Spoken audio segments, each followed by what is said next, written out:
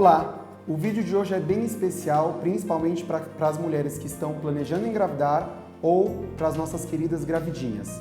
Hoje eu vou falar de um assunto bem importante, que é a hipertensão na gravidez. Mas por que esse assunto ele é tão importante? Na verdade, os distúrbios hipertensivos da gravidez, eles são a principal causa de mortalidade materna em nosso país. Vários estudos já demonstraram que cerca de 35% dos quadros de óbito de mulheres que acabaram de se tornar mães é devido a um distúrbio hipertensivo. Algumas publicações referem que mais ou menos cerca de 12 a 22% das gestantes irão apresentar aumento da pressão arterial durante o processo da gravidez. E isso é uma doença extremamente incidente, extremamente prevalente em nossa população.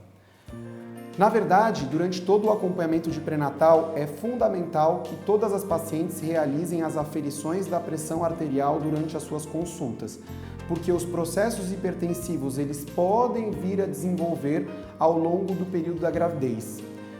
Na verdade, é importante a gente classificar a hipertensão como uma hipertensão crônica que já existia antes da gravidez, ou seja, quando a paciente passa em consulta de pré-natal e realiza a primeira aferição da pressão arterial e essa pressão está aumentada antes das 20 semanas de gravidez, essa hipertensão é tida como uma hipertensão crônica.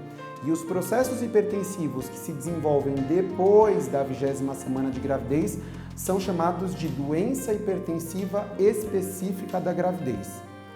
Na verdade, dentro desse grande grupo das doenças hipertensivas específicas da gravidez, nós temos diversas classificações.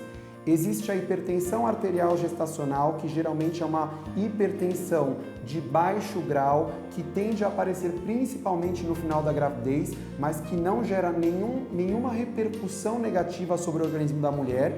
E existem quadros mais graves de hipertensão, como por exemplo a pré-eclâmpsia, que é um processo hipertensivo que acontece depois da 20ª semana e que causa alterações no organismo da mulher. Então é muito comum a paciente apresentar perda de proteína na urina. Então esse é um dos fatores diagnósticos para essa doença.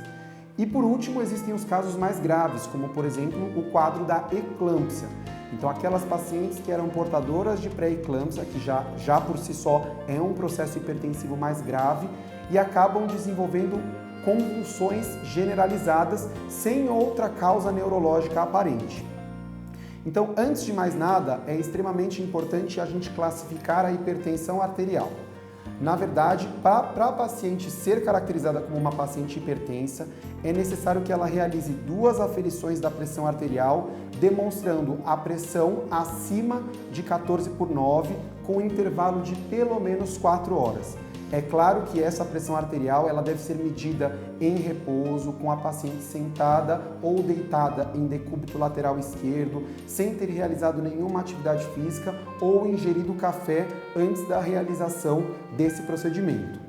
A partir do momento em que a paciente é caracterizada como uma paciente hipertensa, é extremamente fundamental que ela realize um acompanhamento com um obstetra que realize segmento pré-natal de alto risco. Por quê?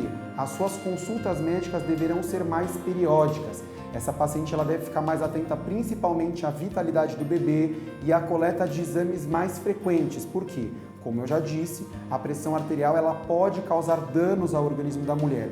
Então, na hora da coleta de exames de sangue, é fundamental que a paciente avalie como está o estado do seu fígado, o estado dos seus rins, principalmente a contagem das plaquetas, porque os processos hipertensivos podem gerar algumas complicações, e dentre elas, principalmente a síndrome HELP, que são complicações que podem gerar, por exemplo, quebra das hemácias, diminuição na contagem das plaquetas ou até mesmo danos ao fígado. Na verdade, a hipertensão na gravidez ela acontece no momento em que a placenta invade os vasos sanguíneos do útero. Isso acontece mais ou menos por volta da 20ª semana de gravidez. Então, as pacientes que têm uma invasão deficiente da placenta acabam desenvolvendo a hipertensão na gravidez. Consequentemente, os vasos sanguíneos do útero acabam criando uma resistência aumentada e diminuindo o fluxo de sangue que vai para o bebê. E essa é uma grande complicação que aparece nas pacientes que são portadoras de hipertensão. Como o fluxo sanguíneo que vai para o bebê tende a ser um fluxo sanguíneo mais reduzido, Filhos de mães hipertensas têm maior risco de nascerem com restrição de crescimento fetal, então são bebês pequenos para a idade gestacional e são crianças que têm maior incidência de prematuridade. E conforme a prematuridade for sendo mais extrema, maiores complicações, principalmente com relação a sofrimento fetal e doenças respiratórias.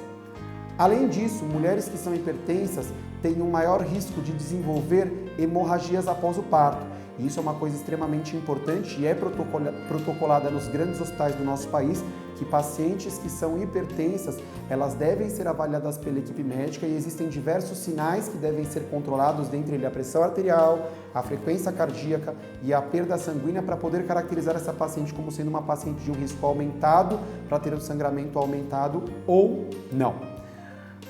Qual é o tratamento básico da paciente com hipertensão? Na verdade, o tratamento básico é o uso das medicações antihipertensivas. Então, toda paciente que apresenta elevação dos níveis pressóricos tem que fazer o segmento pré-natal de uma forma mais curta, com intervalos mais frequentes, com controle de vitalidade, controle de exames laboratoriais e com o uso da medicação antihipertensiva para avaliar se a pressão arterial não irá gerar quadros de urgência ou emergência hipertensiva, que são quadros mais graves de hipertensão. Além disso, é fundamental que a paciente realize períodos de repouso, principalmente deitada para o lado esquerdo, porque dessa forma o útero não comprime os vasos sanguíneos e, consequentemente, ocorre uma promoção, um maior aporte de sangue para o bebê.